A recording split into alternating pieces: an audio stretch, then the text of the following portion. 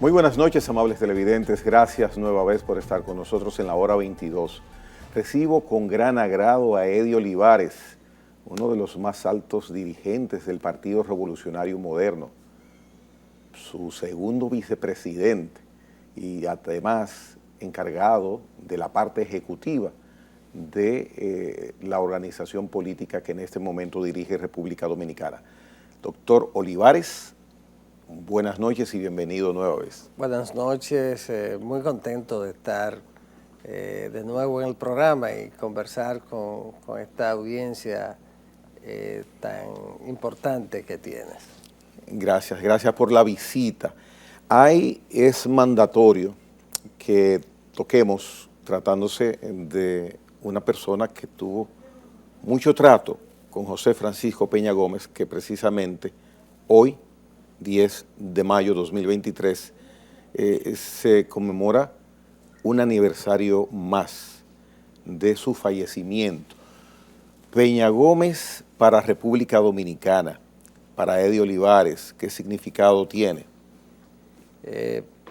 Hoy se cumple el 25 aniversario de la partida del doctor José Francisco Peña Gómez, que lo dejó entonces en el corazón de cada uno de nosotros como nuestro líder eterno. El doctor Peña Gómez, nuestro guía y que representa para nosotros en lo personal y que en el partido tiene como su fundamento y valor primordial el pensamiento político del doctor José Francisco Peña Gómez. Y en ese sentido es una fecha muy especial. Y la forma como él se despidió. Él lo hizo como un guerrero que fue toda la vida, con las botas puestas, en plena actividad, en plena campaña, en una búsqueda del triunfo del partido en el Distrito Nacional, pero que fue el producto del desacuerdo que se produjo en ese momento entre los precandidatos que aspiraban a la alcaldía del Distrito Nacional, y entonces ante una situación muy complicada, siempre procurando evitar fricciones y conatos de divisiones en el partido, decidió asumir la candidatura. Y ese día participó en una actividad en la Lincoln. Fue un día lluvioso. Día domingo, entonces, correcto. Era domingo. Y entonces eso lo afectó. Ese mismo día se produjo su fallecimiento. Pero fue siempre como yo estoy convencido que él hubiese querido, luchando en campaña. Ya tenía el efecto terrible del cáncer y aún con lo que implica el tratamiento del cáncer aún así siguió en la actividad política. Yo pienso que eso fue él siempre. Un ejemplo de lucha y de superación. Nació en una situación, en condiciones en las que muy pocas personas logran superarse como lo hizo él. Nació en la situación más difícil que puede nacer una persona. Perseguido, su madre, su padre, él tuvo que ser entregado a alguien para que lo escondiera de la persecución que se producía en ese momento. Y a pesar de ello, huérfano, superó todas las adversidades hasta llegar a convertirse en el más grande líder popular de la historia moderna dominicana y de la democracia dominicana, y una de las grandes figuras políticas del continente, y más allá, porque llegó a tener una influencia importantísima, inclusive en Europa, en el mundo. Yo pienso que hoy se despidió, un día como hoy, hace 25 años, se despidió, pero quedó para siempre en el corazón del pueblo, uno de los grandes hombres que ha pisado la tierra, y un hombre que debe ser alguien que debe ser la inspiración para quienes nacen en una situación desfavorable, y él es el ejemplo de que nadie puede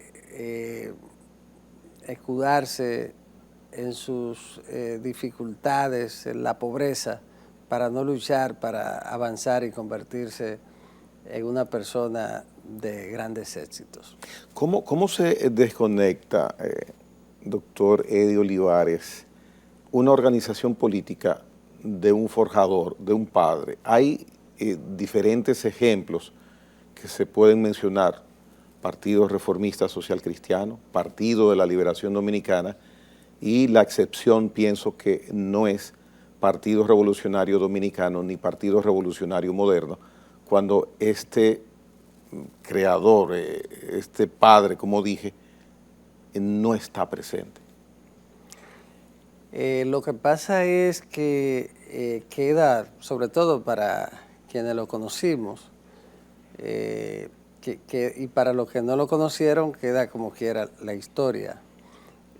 Pero lo que mantiene la conexión entre la militancia de un partido y su líder histórico son sus ideales.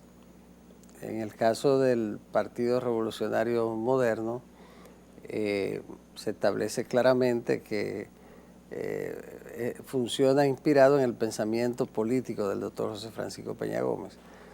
Y él fue un socialista democrático, fue una de las grandes figuras del socialismo democrático, que es una derivación del socialismo, una versión del socialismo adaptada a países tercermundistas. Y en ese sentido, él fue, sin lugar a duda, un político que siempre,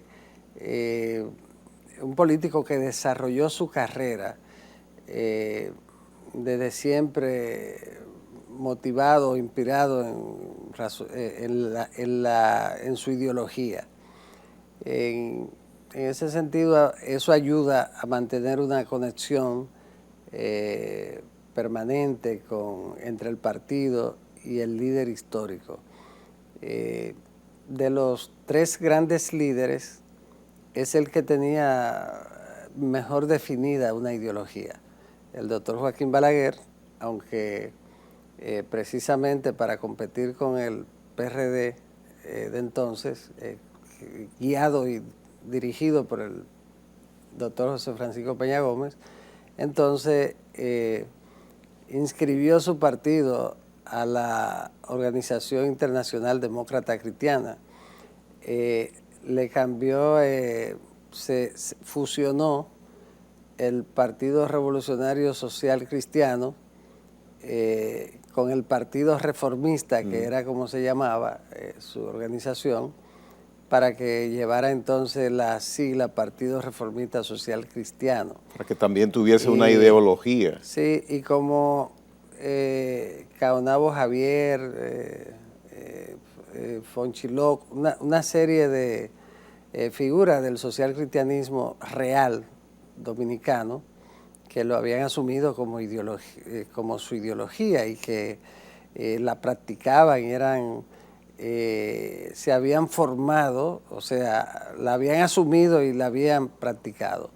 Pero el doctor Balaguer, al final de cuentas, nunca creyó en eso.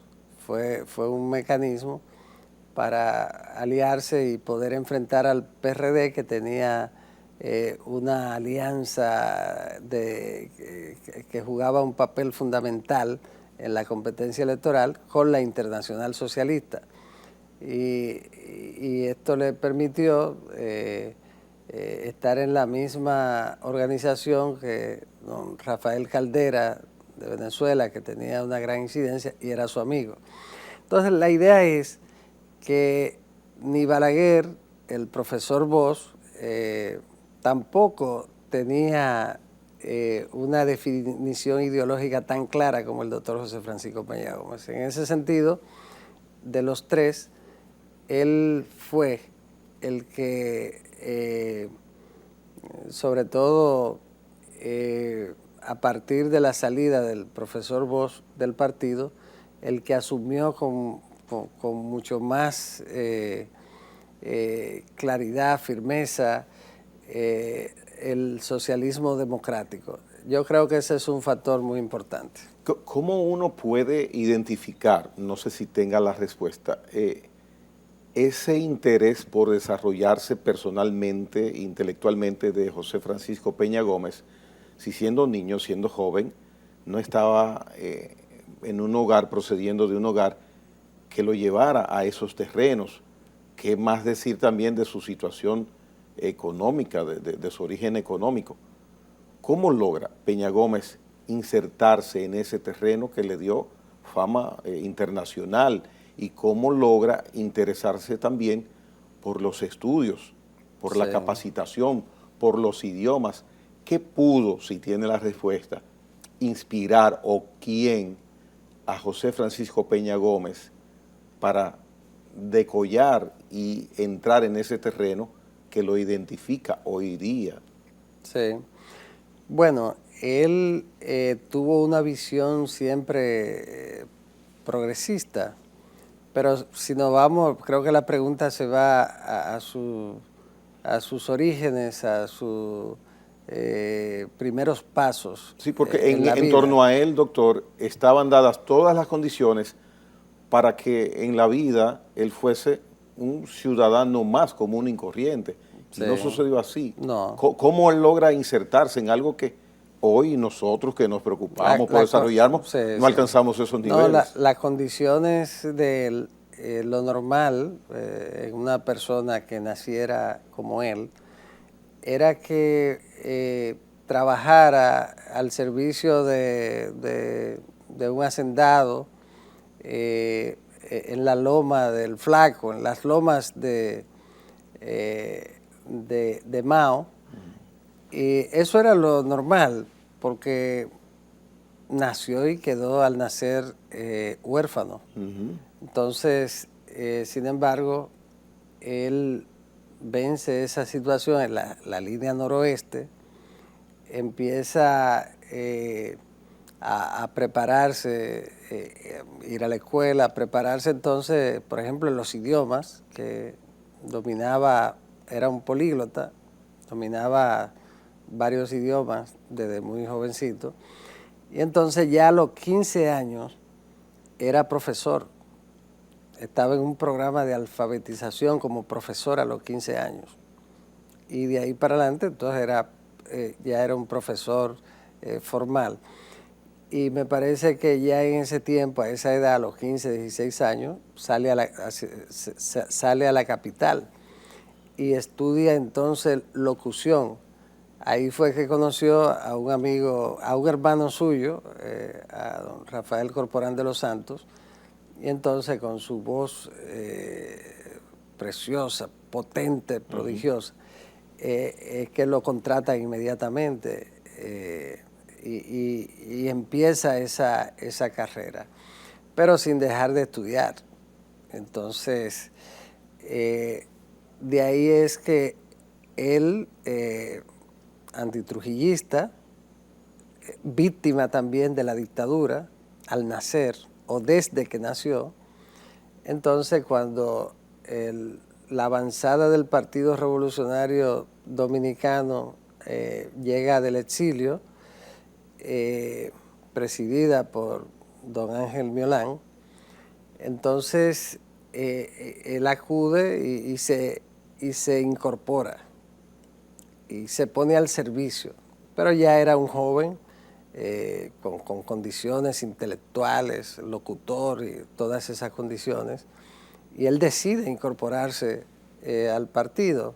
Por ahí están las historias de don Ángel Miolán, que me contó cómo fue que Peña lo contactó y todas estas cosas hace muchos años. Pero la verdad es que Peña impresionaba. Ya siendo jovencito en ese tiempo, impresionaba tanto que se convirtió en secretario general del partido siendo un muchacho, 26 años. O sea, es una figura impresionante, condiciones excepcionales, pero sobre todo un estudioso permanente. Esa voluntad y el talento, pero lo conduce entonces a una persona que te hablaba, además del español, francés, alemán, ruso, ¿Inglés? Por supuesto, el inglés perfectamente, el francés lo hablaba como un francés, daba discurso en las campañas electorales en Francia, era amigo muy cercano del presidente François Mitterrand y lo acompañaba y pronunciaba discursos y lo hacía como un francés. O sea, estamos hablando de una figura excepcional en todos los sentidos. Un talento fuera de serie. Pero sensible, un socialista de verdad. No era un político de poses y de demagogia, era real. Lo que él era en su vida lo era real frente al público. Por ejemplo, a mí me contaban que en diciembre él salía en la cena de Navidad, o el mismo día de la cena de Navidad, y hacía un recorrido todos los años, y ahí le llevaba su ayuda a todos los niños y personas de la calle, la gente que estaban, el limosnero, y eso lo hacía, lo dedicaba, por ejemplo, un 24 de diciembre. Entonces, era humano, siempre fue de pueblo. Y en ese sentido estamos hablando, por el otro lado, luego hay que ver el 65. El 65 requería valor. Esa imagen de él siendo apresado al salir de Tribuna Democrática, llevado el día que hizo el llamado al pueblo, a las armas, a las calles, a la revolución, a la lucha por la constitucionalidad, ese día histórico que se requería valor y lo asumió. Y luego entonces la participación en la revolución, luego entonces la lucha por la libertad y la democracia. Los que hacemos política en este tiempo ejercemos una actividad agradable, realmente, en términos del peligro que significaba hacer actividad política como él, en esos, después de la caída de la dictadura, y sobre todo a partir del año 66, mucho más. Él fue apresado en númeras ocasiones, tengo entendido. No, y le impidieron hablar, le prohibieron hablar en los medios de comunicación. Usar los medios de comunicación. A él y al profesor Pablo Rafael Casimiro Castro, que era un dirigente de primer nivel del partido, a quien yo conocí siendo muy joven, una voz también extraordinaria. Era, si en este tiempo Casimiro Castro hubiese estado en este tiempo siendo vocero, era una cosa, eran dirigentes con unas condiciones excepcionales. Y entonces Peña enfrentar los 12 años. Luego entonces... Cuando habla de los 12 años, para los más jóvenes, es el periodo que dirige la República como presidente Joaquín Balaguer, sí, desde 1978, no, de 1966 al 78. Hasta 1978. Sí, fue una etapa muy dura, fue la etapa de la posguerra, sobre todo en los primeros 4 años de gobierno de Balaguer, que se inició con una voluntad de fuerzas externas que lo impulsaron para que tomara el poder, porque el profesor Bosch no pudo ni siquiera salir a hacer campaña por las amenazas que había recibido y la situación difícil que tenía en la calle para hacer la campaña. Y entonces, al final de cuentas, se impuso el doctor Joaquín Balaguer, que era el candidato ideal para diversos sectores y los Estados Unidos y la oligarquía criolla.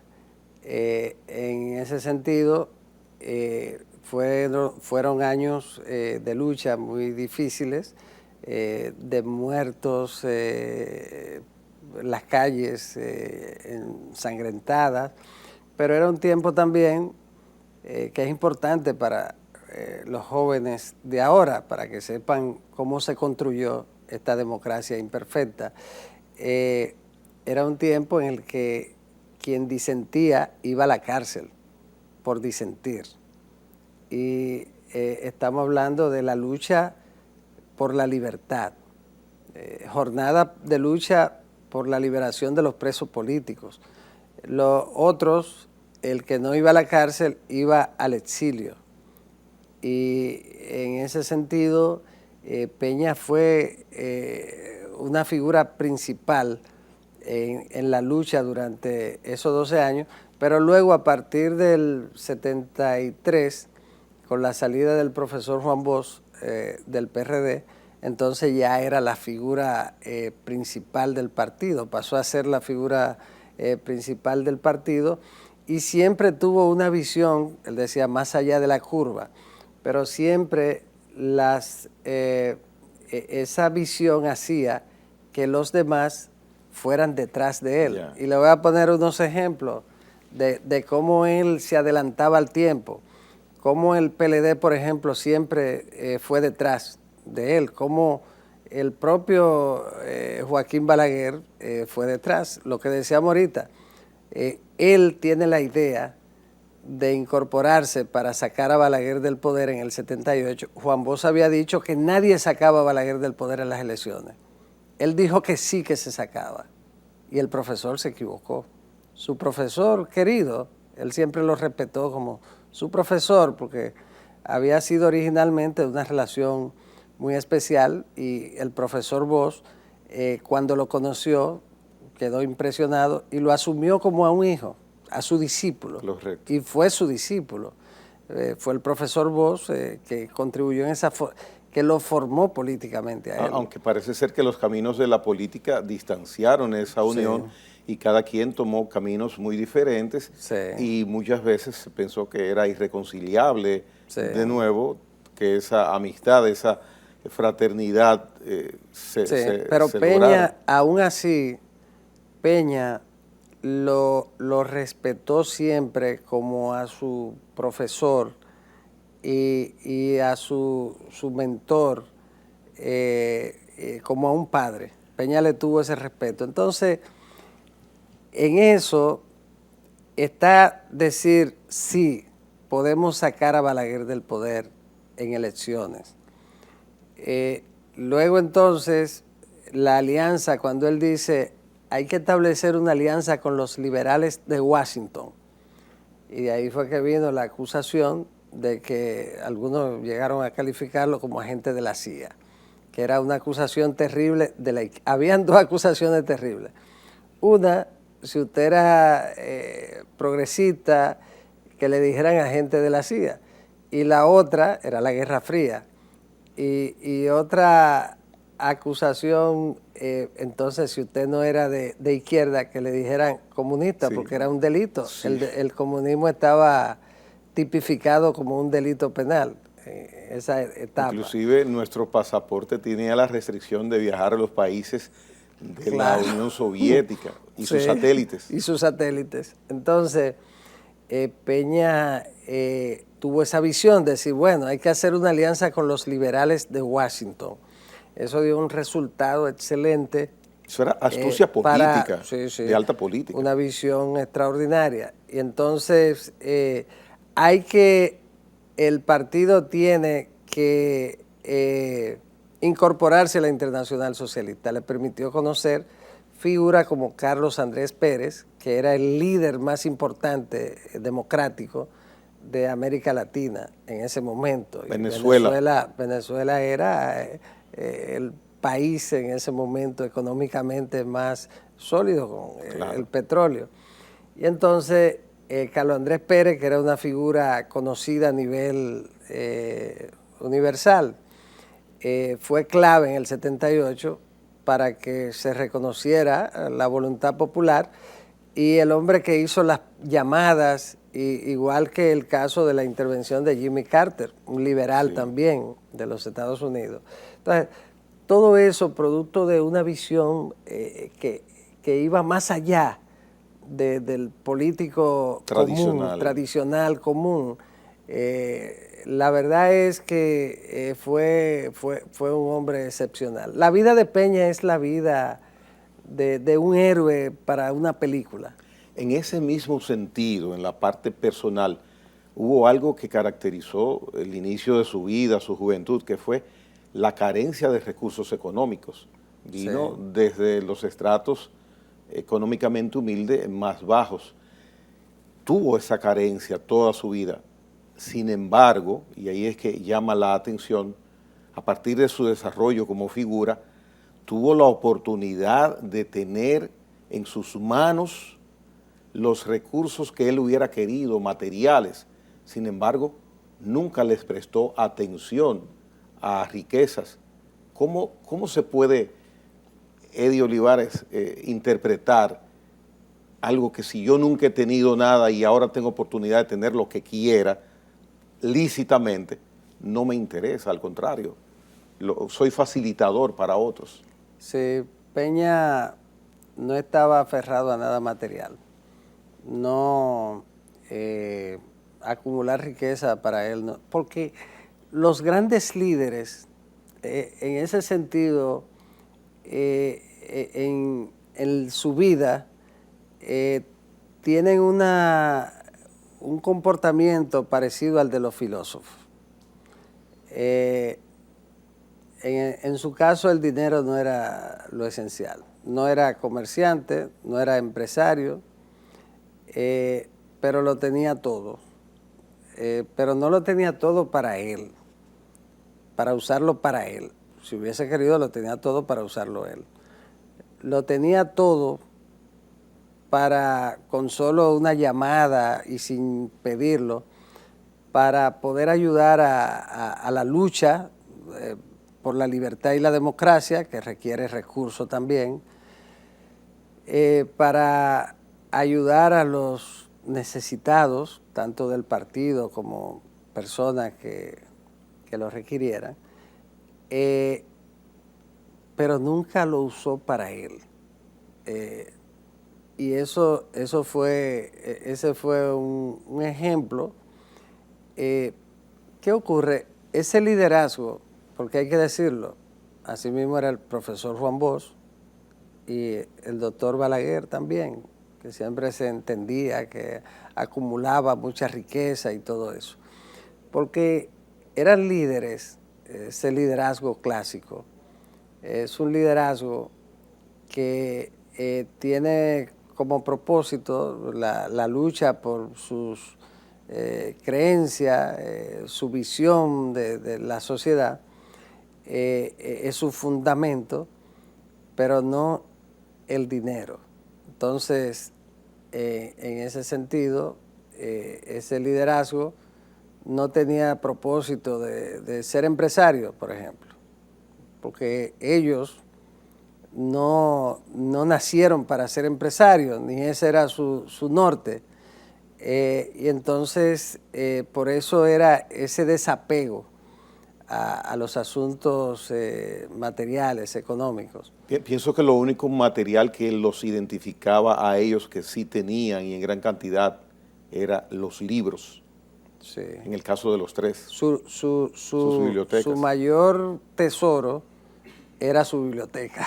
Entonces, imagínese usted, para el doctor Balaguer, ¿qué era lo más importante? Para el profesor Juan Bosch, ¿cuál era su tesoro?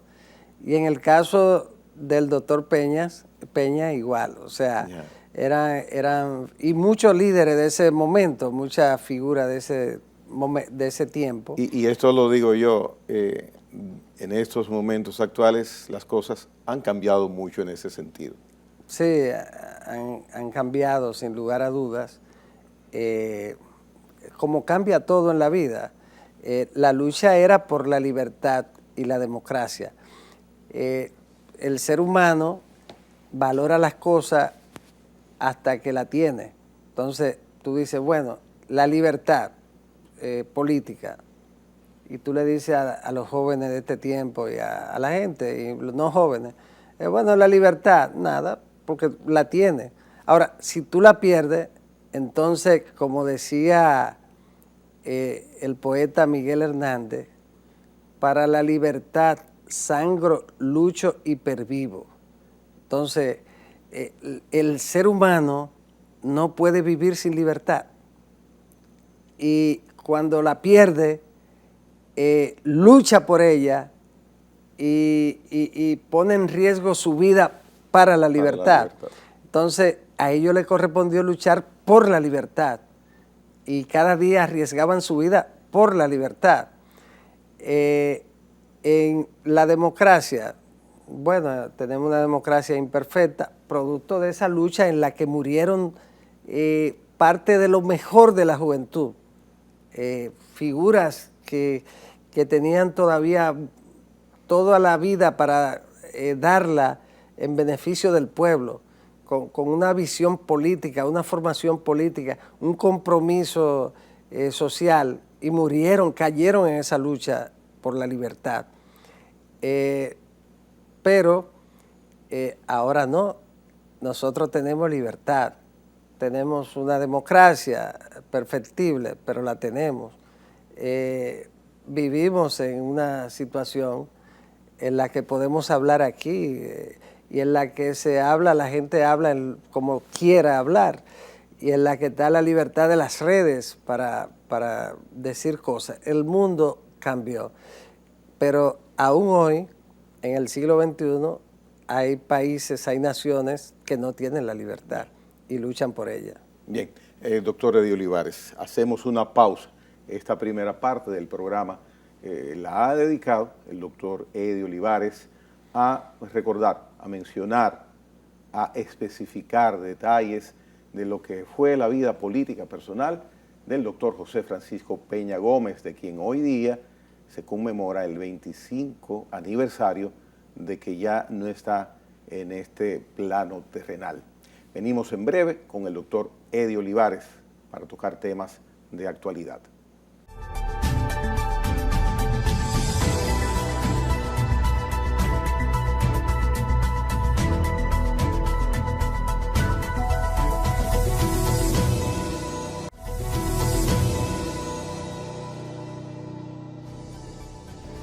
Continuamos el programa La Hora 22 de hoy día con el doctor Eddie Olivares. La noticia de las últimas 2 semanas ha sido, ya como definición, que la Junta Central Electoral ha emitido una resolución donde se establece el mecanismo para las reservas de hasta un 20% que hacen y tienen posibilidad de hacer los partidos políticos, y hay plazos establecidos para día 2 de junio y 17 de junio, que quede todo definido en ese aspecto.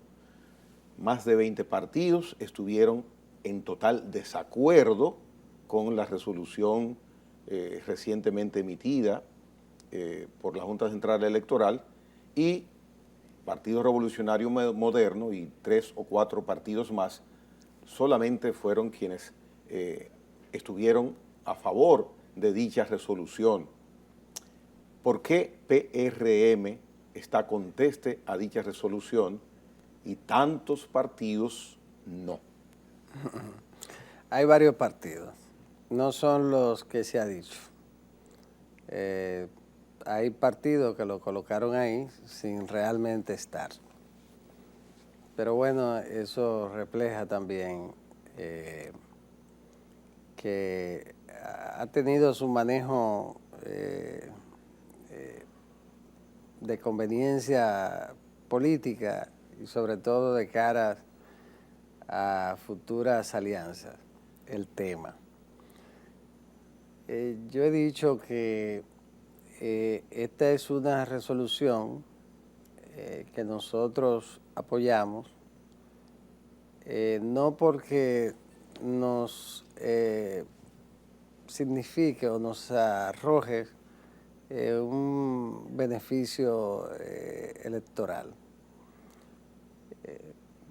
Ni nos beneficia ni nos perjudica. De lo que se trata es de una resolución basada en una sentencia de un tribunal. ¿Se refiere a la decisión del Constitucional no, del Tribunal Superior Electoral? Lo cuestionable hubiese sido que la Junta decidiera lo contrario, no aplicar las reservas, el 20%, por nivel de elección, como mandó el Tribunal Superior Electoral en el proceso interno del Partido Revolucionario Moderno. En ese sentido, a mí me ha resultado muy extraño la actitud de algunos partidos. Pero se justifica sí. esa actitud, ese reclamo, porque indican ellos que... no tiene justificación. No. Nosotros lo apoyamos porque lo normal es que la resolución se hiciera de esa manera. Cualquier decisión de la Junta que esté fundamentada en las normas siempre va a tener nuestro apoyo. Y esta estaba fundamentada en las normas, o está. Y los partidos lo saben. Inclusive, en la propuesta de la Junta Central Electoral para la reforma de la Ley 3318 de partidos, agrupaciones y movimientos políticos, precisamente la Junta propuso la modificación del artículo 58 para que dijera que la reserva del 20% se iba a hacer por nivel de elección, y entonces ese artículo menciona, repite, en cada nivel de elección repite el 20% para alcaldes, el 20% para senadores, el 20% para... y lo va repitiendo todo.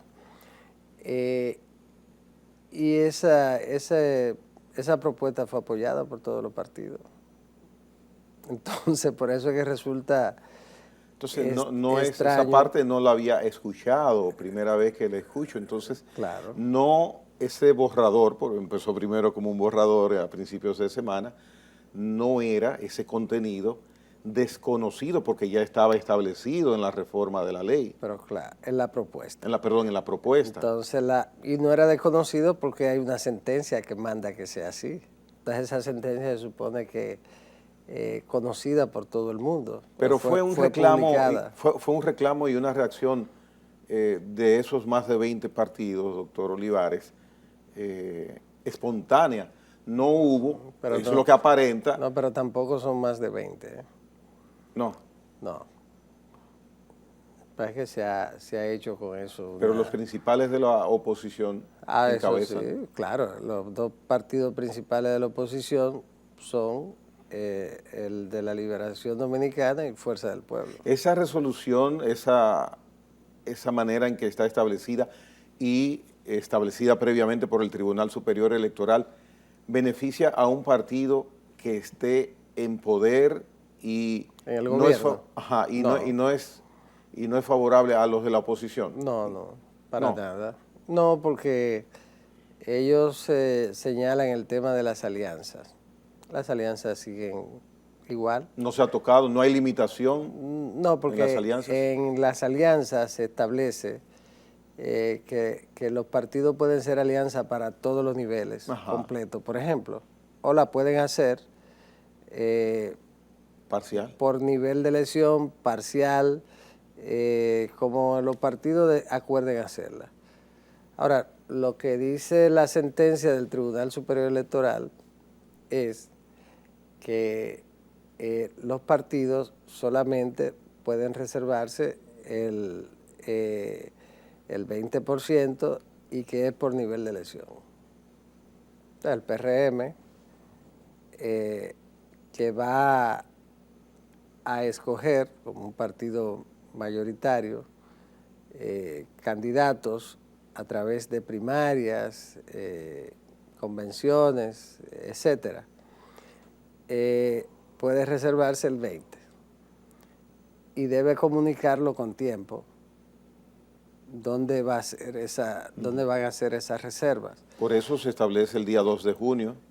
Claro, entonces se comunica porque en la escogencia de sus candidatos, ya sea a través de primaria o de cualquiera de las otras modalidades, tiene que decirle a la militancia de su partido cuáles son las candidaturas que van a estar en competencia, que van a estar en juego. Yeah. Para que luego de competir los miembros del partido, como ocurría antes, o como ocurrió en las elecciones pasadas y en todas las anteriores, para que entonces ya la militancia del partido esté clara en cuanto a cuáles son las candidaturas que están en competencia y cuáles son las que fueron reservadas para los aliados o para hacer alianza o para la dirección del partido presentar candidatos sin tener que someterlo a elecciones internas. De eso es que se trata. Entonces, hay ahí también un tema de democracia interna. Es un paso significativo para la democracia interna de los partidos. Y yo por eso me alegro muchísimo, porque yo he sido un defensor siempre de la democracia interna de los partidos. De eso se trata, pero eso no afecta en nada a los partidos emergentes ni a los partidos grandes. ¿Y cómo califica entonces, doctor Olivares, a los partidos que hayan estado y están en desacuerdo con esa resolución, esa postura? ¿Qué calificación entonces y justificación, aunque usted no es de esos partidos, pero cómo lo traduce usted? ¿Por qué sucede esa actitud? Una actitud hasta, bueno, ayer yo entrevistaba en otro programa al delegado político del Partido Reformista Social Cristiano ante la Junta, el mutuo amigo Tácito Perdomo. Decano de los delegados, desde un luego, amigo muy querido. Sí, entonces tomo como referencia toda esa experiencia, esas vivencias electorales, esos conocimientos, igual que tiene usted, y fue sombría la actitud de él representando al Partido Reformista, preocupación. Es un gesto de la Junta que hay que mirarlo desde la distancia, hay que analizarlo bien. O sea, yo salí preocupado y digo, ¿qué es lo que está pasando? No, hombre, eso no afecta, con todo el respeto que me merece mi querido hermano, don Tácito Perdomo. Eso no hay motivo, él sabe que eso no es motivo para preocupación, porque eso no va a afectar las alianzas tampoco. Ni mucho menos va a afectar a los partidos emergentes. Las cúpulas partidarias sí podrían sentirse afectados porque tienen menos posibilidad de disponer de las candidaturas, porque ya está determinado. Ya. 20% para cada nivel, ustedes no pueden, si es nacional, pueden disponer de casi todas las candidaturas. Pues solamente con los 1.164 regidores y sus suplentes, si usted lo calcula general en el 20%, ya con eso usted puede llevar todos los candidatos a diputados. Muy bien. O sea, reservarse. Sí, sí, claro, claro. Entonces, es un paso de avance importante en la democracia interna. Bien, doctor, mire, variando un poquito y por supuesto siguiendo en política, PRM acaba de inaugurar nuevo local, Casa Nueva. ¿Qué significado tiene eso? ¿En qué consiste? Vi en las redes, me parece, una producción de televisión, algo así, un local hermoso, grande, amplio, iluminado. Sí, es un buen local. Hicimos la inauguración y a propósito de la conmemoración de la partida del doctor José Francisco Peña Gómez, se desvelizó un mural muy bonito que preparó en el salón principal de la nueva Casa Nacional.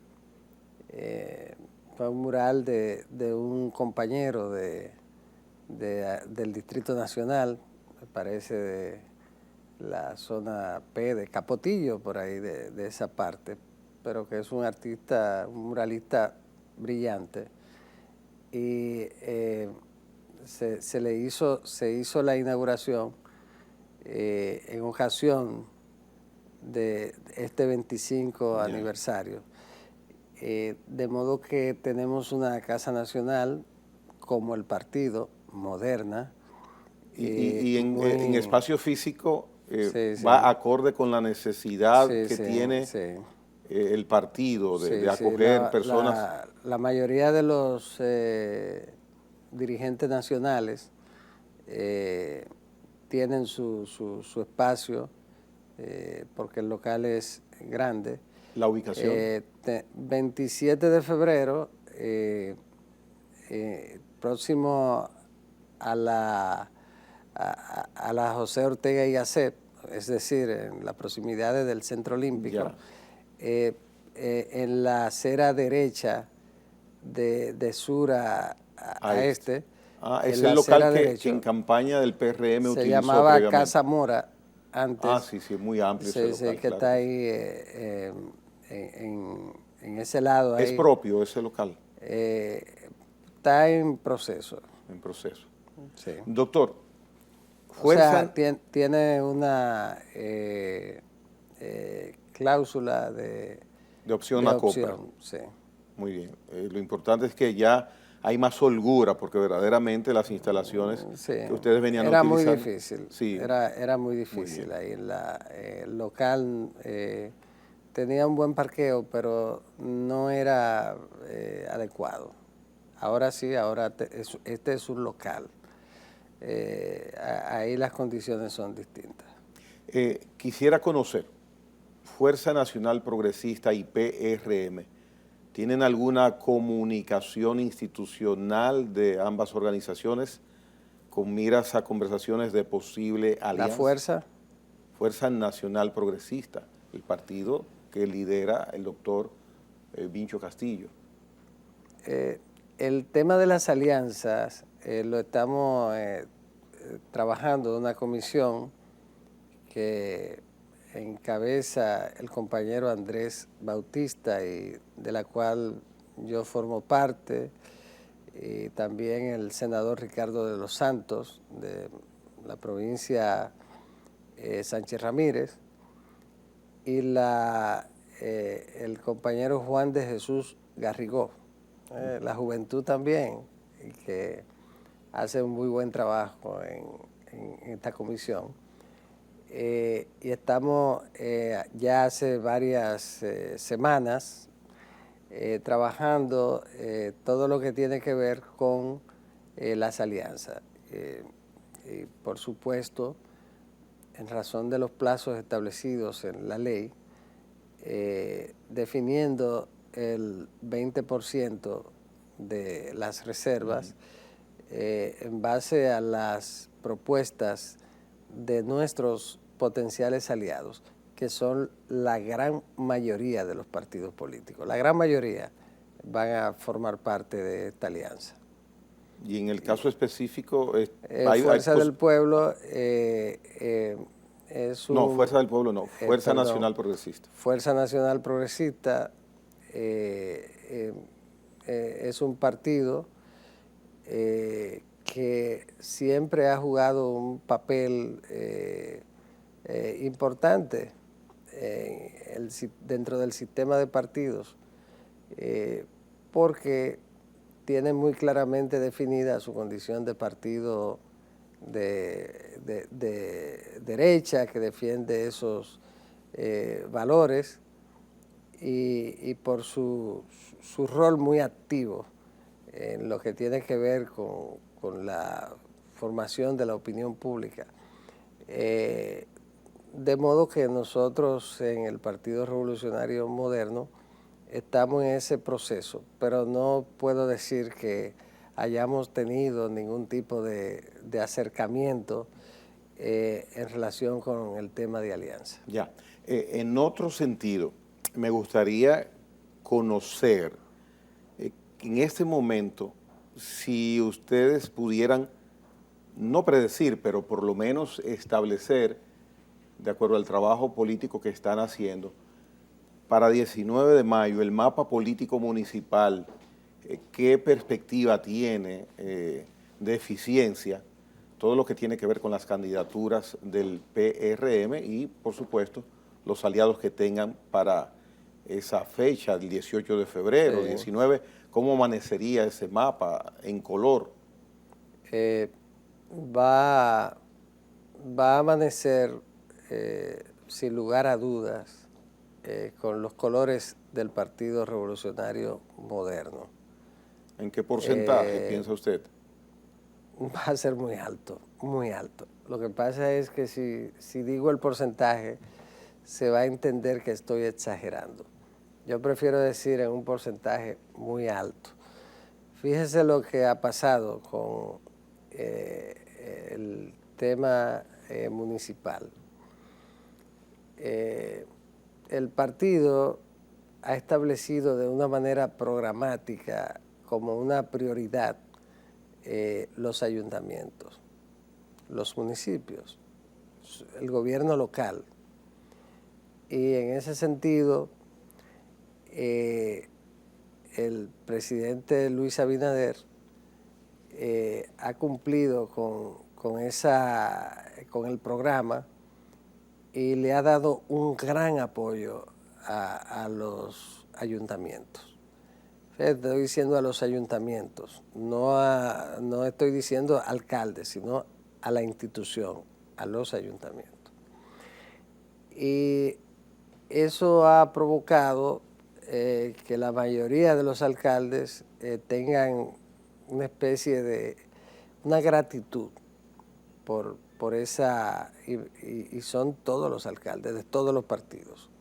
Sin discriminación. No, pero esa es la parte importante, interesante. ¿Y por qué se ha establecido ese reforzamiento económico, sobre todo, como usted lo dice, de manera administrativa y no a través del presupuesto? Porque hay una ley pendiente del 10%. Pero es del presupuesto. Ahora, pero no por la ley que rige los ayuntamientos en cuanto al 10% que responde. Bueno, lo que pasa es que el 10% está establecido en la ley. Ajá. Hay gobiernos que han hecho un esfuerzo para tratar de entregarle a los ayuntamientos el porcentaje más alto posible. Y por coincidencia los gobiernos nuestros, como el del presidente Hipólito Mejía, sí, que le dio también una altísima prioridad y aporte a los ayuntamientos.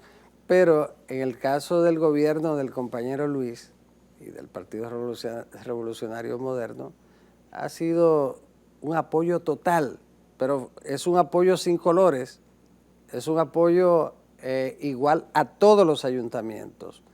De modo que en este caso el presidente, el gobierno, procura acercarse lo más posible a porcentajes que estén acorde con lo que fue la voluntad del legislador de que recibieran un 10%.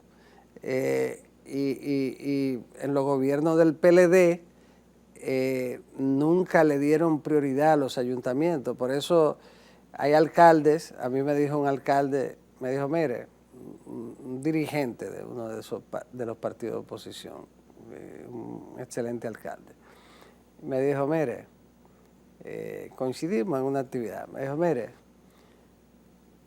yo soy de tal partido. Alcalde de tal partido, Alcalde, no sí, del PRM. No, del otro partido. Ya. Yo soy alcalde de tal partido. Es de uno de los dos, del PLD o Fuerza del Pueblo. Yo soy alcalde de tal partido y yo no me voy a ir del partido. Ahora, en el nivel presidencial, yo voy a votar por Luis Abinader. Le dijo ese alcalde. Sí, a mí. Porque no hacerlo sería una ingratitud. Yo no me voy del partido, pero yo no puedo votar en contra de Luis Abinader. Es así. Por de, eso es que de usted uno dice... de esos dos partidos. Entonces, ¿por qué también? Porque a él, sin requerirle nada a cambio, el gobierno del compañero Luis Abinader le ha entregado lo que merece su municipio. Porque esto no es un regalo. Esto es sencillamente entregarle una parte de lo que le pertenece a los municipios a través de sus gobiernos locales. Bien, doctor Eddie Olivares, se nos vaya el tiempo. Agradezco mucho lo que ha expuesto en este programa de la hora 22, tanto en la primera parte, que tuvo el placer y la satisfacción nosotros de escucharle hablar sobre Peña Gómez, y ahora esta parte institucional, política, que tan diestramente ha expuesto. Gracias por estar en la hora 22. Un gratísimo placer.